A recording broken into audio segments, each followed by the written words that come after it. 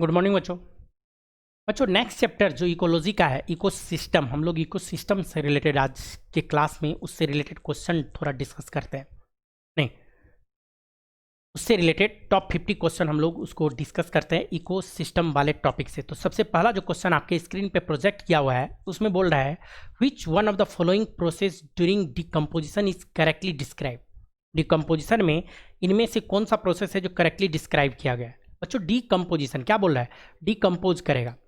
तो डिकम्पोजिशन में पहला बोल रहा है फ्रेगमेंटेशन, फिर carry out by organism such as earthworm. नहीं, दूसरा आगे देखते हैं ह्यूमिफिकेशन, फिर बोल रहा है ह्यूमिफिकेशन के बाद leads to accumulation of the dark colour substance humus. Humification में क्या होगा? ह्यूमस का मतलब पहले बना रहा है which resistant to microbial action at the very fast rate. बहुत हद तक ये क्या बोल रहा है? सही बोल रहा है। बहुत हद तक ये क्या बोल रहा है? सही बोल रहा है। लेकिन सेकेंड के बाद थर्ड नंबर पे आते हैं कैटाबॉलिज्म। कैटाबॉलिज्म की जो बात करें यहाँ पे क्या बोल रहा है? Last step in the decomposition under fully anaerobic condition. तो ये गलत हो गया। फिर लीचिंग की जो बात कर रहा है water soluble inorganic substance inorganic nutrient rise to top layer of the soil, ये भी गलत है। और फ्रेगमेंटेशन में carry out by organism such as earthworm, गलत है। आंसर क्या जाएगा? ह्यूमिफिकेशन, यहाँ पे सेकेंड आंसर जाएगा। नेक्स्ट जो यहाँ पे क्वेश्चन आपको बोल रहा है which one of the following organism form the decomposer. कौन सा ऑर्गेनिज्म है जो डीकम्पोजर का काम करता है? तो डीकम्पोजर के लिए यहाँ पे जो बात करें तो एक पेट्रिस बोल रहा है, बैक्टीरिया बोल रहा है, सेप्रोफाइटिक। तो बैक्टीरिया आंसर सही है और सेप्रोफाइटिक मतलब दोनों नेचर का होना चाहिए। सेप्रोफाइटिक डेड डिकोइंग ऑर्गेनिक मैटर पे जो ग्रो करता है तो उसी को हम लोग क्या बोलते हैं? सेप्रोफाइटिक नेचर बोला जाता है बच्चों। नहीं, नेक्स्ट जो यहाँ पे हम लोग बात करेंगे नेक्स्ट में बोल रहा है इन ए स्टेबल इकोसिस्टम। यहाँ पे क्वेश्चन में क्या बोल रहा है? In a stable ecosystem which of the following limits the number of trophic level. Trophic level को कौन लिमिट करता है? तो बच्चा ट्रॉपिक लेवल जो चलता है T1 T2 T3 T4, मैं बता रखा हूँ आप लोगों को। जो फूड चेन की बात करें नॉर्मली T4 पे जाके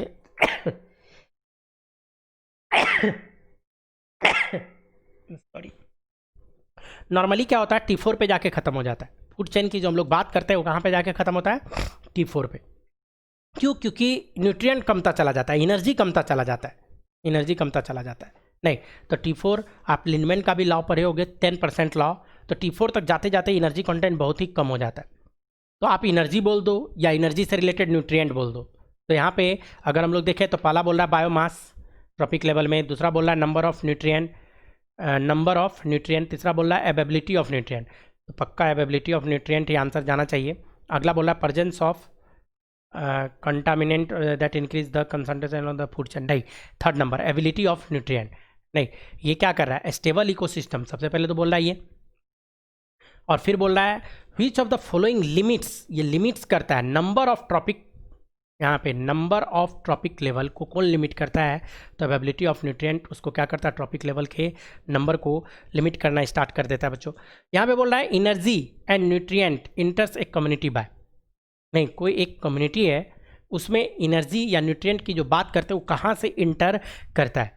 तो बच्चों जो सन का लाइट है या एनर्जी है उसको कौन लेता है? तो प्रोड्यूसर, ग्रीन प्लांट, वही प्रोड्यूसर लेता है तभी ना जाके इंटर करता है। अगर प्रोड्यूसर कैप्चर ना कर पाए तो हम लोगों का औकात नहीं है कि सनलाइट को डायरेक्टली यूज कर ले या एब्जॉर्ब कर ले। तो प्रोड्यूसर, यहाँ पे आंसर क्या जाएगा? प्रोड्यूसर जाएगा। नेचुरल, यहाँ पे natural reservoir of phosphorus, phosphorus का नेचुरल रिजर्वायर। तो फास्फोरस को कौन रिजर्वायर करेगा? तो रॉक वेदरिंग ऑफ रॉक से ही वहाँ से क्या निकलता? फास्फोरस की हम लोग बात करते हैं, फास्फोरस साइकिल में आप पढ़े भी होंगे। नेक्स्ट जो क्वेश्चन की बात करें यहाँ पे, नेक्स्ट क्वेश्चन क्या है? Secondary productivity is rate of formation of new organic matter. क्या किसके बारे में बोल रहा है? Secondary productivity. तो क्या? Rate of formation of new organic matter bye. तो किसके द्वारा सेकेंडरी प्रोडक्टिविटी का फॉर्मेशन होगा? तो शुरू में प्राइमरी तो हो जाता है प्रोड्यूसर के बाद जो सेकेंडरी प्रोड्यूस करेगा तो कौन? कंज्यूमर। जो प्रोड्यूसर के बाद आएगा तो प्रोड्यूसर के बाद क्या आता है? कंज्यूमर। तो सेकेंडरी प्रोडक्टिविटी में कंज्यूमर आंसर जाएगा। नेक्स्ट जो बोल रहा है यहाँ पे trophic level of food chain having greatest amount of energies. Food chain में ट्रॉपिक लेवल की बात कर रहा है, जिसके पास ग्रेटेस्ट अमाउंट ऑफ एनर्जी की बात कर रहा है। तो सबसे ज़्यादा एनर्जी जो फूड चेन में होता है वो सबसे पहला ट्रॉपिक लेवल में होता है, और पहला में क्या आता है, ऑटोट्रॉप। जैसे फूड चेन में आप लोग बात किए होंगे, ग्रास है, इसको खाने वाला रैबिट, इसको खाने वाला फॉक्स, इसको खाने वाला लायन, इसको हम लोग क्या बोलते हैं, trophic level 1, trophic level 2, trophic level 3 and trophic level 4। और ग्रास कहाँ से एनर्जी लेगा, तो सनलाइट से। तो सनलाइट से जो शुरू में एनर्जी आता है इसके पास मैक्सिमम होता है। जो नेक्स्ट टॉपिक लेवल में जाता है तो मात्र 10% जाता है, मतलब इसके पास ओनली 10% आएगा। अगर यहाँ हम 100 मान के चले तो यहाँ 10 आएगा, यहाँ 1 आएगा, यहाँ 0.1% मात्र एनर्जी आएगा। तो सबसे ज़्यादा एनर्जी किसके पास है, ऑटोट्रॉप के पास होता है, ट्रॉपिक लेवल पे जो बात करें।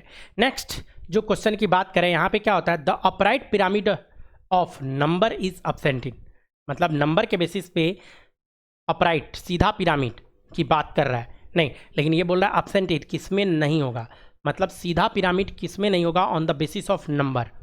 तो on the basis of number tree ecosystem में उल्टा पिरामिड होता है। ट्री इकोसिस्टम की जो बात करें उसका पिरामिड क्या होता है, उल्टा। एक ट्री रहता है, एक ट्री के ऊपर रहने वाला सैकड़ों बर्ड रहता है, और एक बर्ड के ऊपर रहने वाला सैकड़ों के तादाद में बर्ड का पैरासाइट सब रहता है, नहीं, तो ये इन्वर्टेड होता है। तो यहाँ पे आंसर ट्री नहीं है, तो आंसर क्या जाएगा, फॉरेस्ट।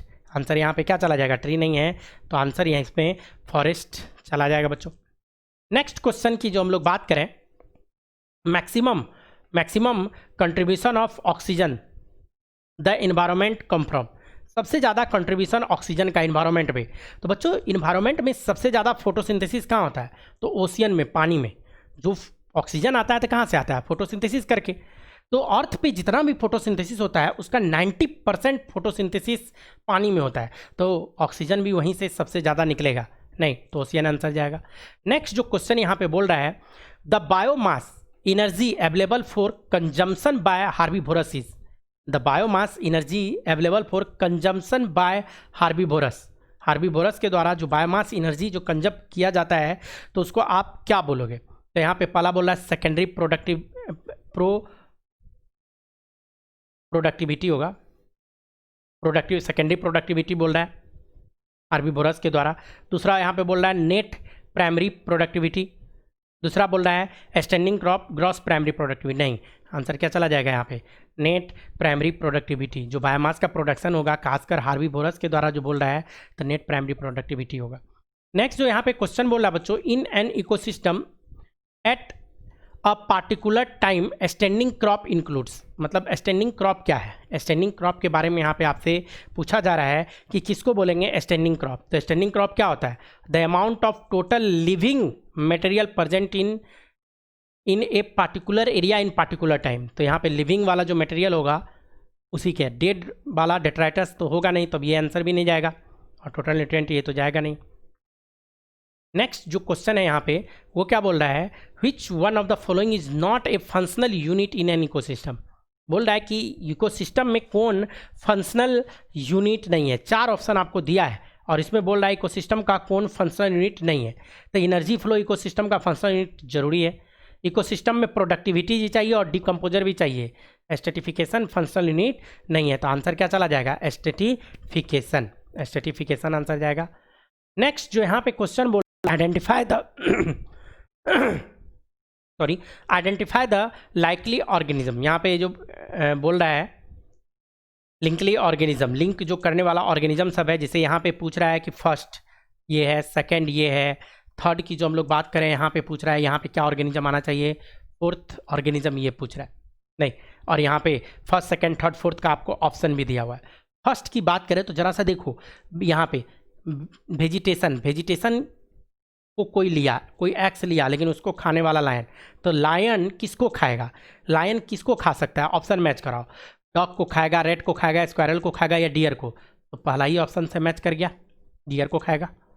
दूसरा ऑप्शन मैच कराता है, यहाँ पे बोल रहा है फॉक्स, फॉक्स किसको खाएगा, फॉक्स किसको खाएगा, तो फॉक्स किसको खाता है, स्क्वायरल को, डॉग को, कैट को, रेबिट को, तो बेटर क्या ऑप्शन आता है हम लोग का, रेबिट आता है, अगर फूड चेन आप लोग पढ़े होगे तो।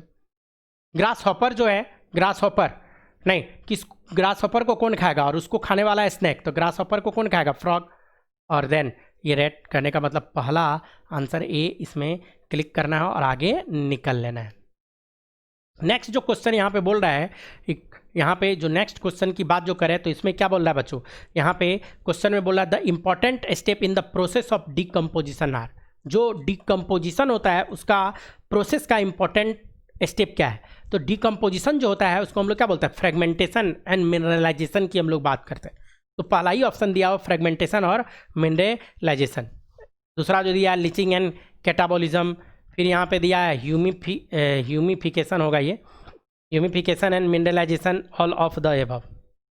इंपॉर्टेंट स्टेप की बात कर रहा है, नहीं अगर इंपॉर्टेंट स्टेप नहीं करता तब तो हम लोग ऑल ऑफ द एबव यहाँ मार के निकलते, तब ऑल ऑफ द एबव क्या कि सब सही था यहाँ पे, लेकिन इंपॉर्टेंट बोला तो उसमें से जो सबसे ज़्यादा इंपॉर्टेंट था वो क्या आंसर था, फ्रेगमेंटेशन एंड डी यहाँ पे मिनरलाइजेशन, फ्रेगमेंटेशन और मिनरलाइजेशन। नेक्स्ट जो क्वेश्चन है, trophic level in an ecosystem is form by, trophic level की बात कर रहा है, इकोसिस्टम में कौन फॉर्मेशन करता है, तो कौन करेगा। तो ट्रॉपिक लेवल की जब भी हम लोग बात करेंगे तो organism link with food chain में ही हम लोग बात करते हैं ना, T1 T2 T3 T4।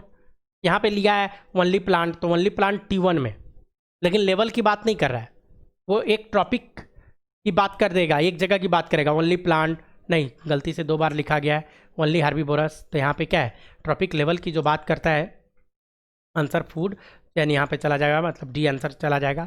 Next जो यहाँ पे क्वेश्चन बोल रहा है, which one of the following statement is correct for secondary succession. बच्चों सेकेंडरी सक्सेशन की बात कर रहा हूँ, उसमें भी क्या सेकेंडरी, तो एक बार पूरा ग्रो कर चुका था, अब ग्रो हटेगा तो किसी ना किसी नेचुरल क्लाइमेटिक के द्वारा हटता है, आग लगा दो, अर्थक्वेक आ जाए, लैंडस्लाइड हो जाए, उसके द्वारा हटेगा और फिर वहाँ पे सक्सेशन होगा। इसका मतलब वहाँ पे पहले से कोई ऑर्गेनिज्म था और वो ऑर्गेनिज्म फेवरेबल कंडीशन बनाए हुए था, लेकिन किसी कारणवश वो ऑर्गेनिज्म वहाँ से खत्म हो गया, हट गया और वहीं पे दूसरा आ जाता है। तो सेकेंडरी की जो हम लोग बात करते हैं, it occurs on a deforested site, तो आंसर ये सही है, लेकिन आगे भी देख लेते हैं। It follow primary succession, it is similar to primary succession except that है relatively fast phase being on a bark rock. नहीं, ये सब जो है आंसर गलत हो जाएगा, पहला क्या हो जाएगा, पहला आंसर यहाँ पे सही है, सेकेंडरी सक्सेशन की जो बात कर रहा है। नेक्स्ट जो यहाँ पे क्वेश्चन में बोल रहा है, which one of the following statement for pyramid of energy is incorrect, pyramid of energy के लिए कौन सा इनकरेक्ट है, नहीं, whereas the remaining 3 are correct, बाकी 3 सही है, बाकी 3 नहीं के लिए सही है, बाकी 3 के लिए सही है, 4 ऑप्शन दिया है, 1 के लिए गलत है और बाकी 3 के लिए। बच्चों आपको बता दूं, एनर्जी का पिरामिड कभी भी उल्टा नहीं होता है, क्योंकि आप लोग जानते होंगे एनर्जी कभी भी बैकफ्लो नहीं होता है, जब भी एनर्जी चलेगा हाई टू लो चलेगा, बस इसी को सोच के क्वेश्चन बनाओ तो आपका आंसर मुझे लगता है मिल जाएगा। यहाँ पे जो पिरामिड ऑफ एनर्जी के बारे में बात कर रहा है, तो यहाँ पे क्या ऑप्शन बोल रहा है, ऑप्शन जो दे रहा है तो ये क्या बोल रहा है, it's a energy content of different trophic level of organism, नहीं, दूसरा it is inverted in shape, तो एनर्जी का पिरामिड इन्वर्टेड कभी होता ही नहीं है, आंसर तो यही जाएगा। लेकिन बाकी यहाँ पे सीधे बोल रहा था इनकरेक्ट, तो एनर्जी के लिए के रिस्पेक्ट में इनकरेक्ट है। Upright in shape, base in broad, upright shape होगा तो बेस तो ब्रॉड होगा ही, और सीधा अपराइट बोले तो सीधा होगा, नहीं, और दूसरा पहला यहाँ पे क्या बोला, it's a energy content of different trophic level of organism, तो सब सही है, आंसर क्या होगा बी, जो कि गलत यहाँ पे दिया हुआ है। नेक्स्ट बोला है सेलेक्ट द मैचेज वन, नहीं, मैच करा के यहाँ पे मैचिंग से क्वेश्चन है, आपका पीएमटी एग्जाम मैचिंग से खूब क्वेश्चन देता है, तो इसमें से आपको मैचिंग करा के देखना है, कि आंसर कौन सा इसमें सही है। तो इसमें देखिए पहला बोला है sedimentary nutrient nitrogen cycle, sedimentary nitrogen cycle गलत है। पायनियर स्पीसीज लाइकेन, यस ये सही है, पायनियर स्पीसीज लाइकेन होता है। अगर रॉक का सक्सेशन अगर आप लोग पढ़े होगे क्रिस्टेशियस लाइकेन आता है, फोलियस लाइकेन आता है, मॉसेज एस्ट्रेज आता है, और बैंदन हम लोग हायर प्लांट सब की बात करते हैं। दूसरा जो इसी में तीसरा नंबर बात करें secondary succession burn forest, yes ये भी सही है, तो पहला दूसरा तो सही मिल गया, दूसरा और तीसरा सही मिल गया। Pyramid of biomass in sea upright, नहीं, बायोमास का पिरामिड समुद्र में या पानी में एक्वेटिक में उल्टा होता है, तो ये गलत हो गया। आंसर दूसरा और तीसरा खोजो, दूसरा और तीसरा किस में है, दूसरा और तीसरा सी में है, आंसर क्या जाएगा सी। नेक्स्ट जो क्वेश्चन है इकोलॉजी का, नेक्स्ट क्वेश्चन में यहाँ पे बोल रहा है कि the biomass available for consumption by the herbivorous and then decomposer is called, नहीं, यहाँ पे जो क्वेश्चन बोल रहा है कि the biomass available for consumption by the herbivorous के कंजम्पशन के लिए बायोमास जो अवेलेबल होगा नहीं, और देन डीकम्पोजर इज कॉल्ड, तो इसको हम लोग क्या बोलेंगे? तो बच्चों ये बोलना ये चाह रहा है कि ये ग्रास है, ग्रास को खाने वाला रैबिट, इसको खाने वाला फॉक्स, इसको खाने वाला लायन, नहीं फूड चेन। तो क्या बोल रहा है? Biomass available for consumption of the herbivores. तो हार्बीवोरस कौन होगा? इसका, इसके लिए जो बायोमास अवेलेबल होगा तो वो क्या होगा? नेट प्राइमरी प्रोडक्टिविटी की बात कर रही है। नेट प्राइमरी यही ना बना के जो रखेगा, जो प्रोडक्ट बना के रखेगा नेट, वही नेक्स्ट टॉपिक लेवल के लिए बायोमास अवेलेबल होगा कंजम्पशन के लिए। नेक्स्ट जो क्वेश्चन है, which one of the following type of organism occupy more than one trophic level in pond ecosystem. बोल रहा है कि ये जो 4 ऑप्शन दिया है इसमें more than one trophic level में हम लोग किसको रख सकते हैं? नहीं, तो यहाँ पे बोल रहा है इक्वेटिक इकोसिस्टम का अगर आपको लेवल याद हो तो उसको हम लोग क्या बोलते हैं? पहले होता है फाइटोप्लैंक्टन, देन इसके बाद आता है जू प्लैंक्टन, उसके बाद आता है स्मॉल फिश, देन आता है लार्ज फिश, यही ना आता है इक्वेटिक में। तो देखो स्मॉल फिश और लार्ज फिश, अगर ट्रॉपिक लेवल ये T1, ये T2, ये T3 एंड T4, तो फिश 2 ट्रॉपिक लेवल में यहाँ पे आ रहा है, तो आंसर क्या जाएगा? फिश। नेक्स्ट जो यहाँ पे क्वेश्चन की बात कर रहा है, क्या बोल रहा है? Which one of the following is not used for the construction of ecological pyramid, which are not use for the construction of ecological pyramid. Ecological जो पिरामिड हम लोग बनाते हैं उसमें ये यूज़ क्या, इसमें से क्या चीज़ है जो यूज़ हम लोग नहीं करते? तो ड्राई वेट का हम लोग करते हैं, नंबर ऑफ इंडिविजुअल का भी करते हैं, रेट ऑफ एनर्जी फ्लो का भी करते हैं, लेकिन फ्रेश वेट का यूज़ नहीं किया जाता है क्योंकि ये वेरिएबल होता है, ये कोई फिक्स अमाउंट नहीं है, तो हम लोग उसको नहीं करते हैं। नेक्स्ट जो हम लोग बात करें, जो यहाँ पे 22 क्वेश्चन का में जो बोल रहा है आपको कि highest value in gram per metre square per year of a grassland ecosystem would be. Grassland ecosystem में हाईएस्ट वैल्यू जो बोलेगा तो ग्रासलैंड, तो ग्रास जो बनाएगा तो क्या ग्रॉस प्राइमरी प्रोडक्टिविटी की बात कर रही है? हाईएस्ट वैल्यू नहीं, ग्रासलैंड इकोसिस्टम का बोल रहा है, यही हार्बीवोर का बोल देता तो हम लोग नेट प्राइमरी प्रोडक्टिविटी की ओर चले जाते, लेकिन यहाँ ग्रॉस प्राइमरी। लेकिन एक चीज़ आपको बता दूँ, ये जो यूनिट यहाँ दिया है ग्राम per metre square per year, तो आप गौर करो ये CGS है और ये SI है, तो यहाँ पे ज़्यादा अच्छा क्या होना चाहिए? केजी पर मीटर स्क्वायर पर ईयर। खैर नेक्स्ट हम लोग जो बात करें, energy flow in an ecosystem is, एक इकोसिस्टम की जो बात करें एनर्जी फ्लो की जो हम लोग बात करेंगे, तो एनर्जी फ्लो क्या होता है? कभी भी बैक नहीं आता है, एक डायरेक्शन में जाएगा, हाई टू लो ये मूव करता जाएगा, जिसको हम लोग क्या बोलेंगे? Unidirectional. कभी भी ये मल्टी डायरेक्शनल या बाई डायरेक्शनल में हो ही नहीं सकता है, एनर्जी की जो बात करेगा। नेक्स्ट जो क्वेश्चन की बात करें तो यहाँ पे बोलता है the greatest biomass of autotroph in the world's ocean is that of. सबसे ज़्यादा बायोमास किसका होगा? तो पहला बोल रहा है बेंथिक, ब्राउन अलगी, ये सबका बेंथिक का जहाँ नाम ले तो कम बायोमास होगा। Sea grasses and slime moulds. Next free floating micro alga, बच्चों सबसे ज़्यादा यही होगा।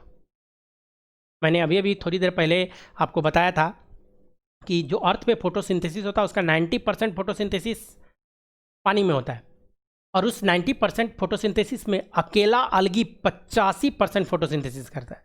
85%, तो यही सबसे ज़्यादा जो हम लोग यहाँ बात करें तो वही बोला है ग्रेटेस्ट बायोमास ऑफ ऑटोट्रॉप जो खुद से भोजन बना पाए, तो किसका होगा? अलगी का सबसे ज़्यादा बायोमास की बात करेंगे बच्चों। नेक्स्ट जो यहाँ पे ऑप्शन आपको क्वेश्चन जो बता रहा है आपको, क्या बता रहा है? The order of organism in an aquatic food chain is. Aquatic food chain में ऑर्गेनिज्म का एक ऑर्डर के बारे में आपसे पूछा जा रहा है कि क्या होगा। तो एक्वेटिक में तो नॉर्मली हम लोग क्या लिखते हैं? फाइटोप्लैंक्टन। एक्वेटिक फूड चेन अगर मैं लिखूँ तो फाइटोप्लैंक्टन, इसको खाने वाला क्या? जू प्लैंक्टन, इसको खाने वाला क्या? स्मॉल फिश, इसको खाने वाला लार्ज फिश। मैच करा लो, जो आएगा वही होगा आंसर। तो फाइटोप्लैंक्टन में क्या आ सकता है? नहीं, क्रिस्टेशियन फाइटोप्लैंक्टन, बैक्टीरिया खुद से भोजन कहाँ बनाएगा? ऑप्शन वो नहीं जाएगा, ये गलत हो गया। क्रिस्टेशियन हो नहीं सकता, ये नहीं हो सकता। डायटम्स हो सकता है, डायटम्स फाइटोप्लैंक्टन की बात करेंगे। क्रिस्टेशियंस ये सब जू प्लैंक्टन्स में आ जाएगा, स्मॉल फिश और देन सील और देन बैक्टीरिया हम लोग यहाँ पे बोल सकते हैं। नहीं, तो आंसर यहाँ पे क्या जाएगा? डी,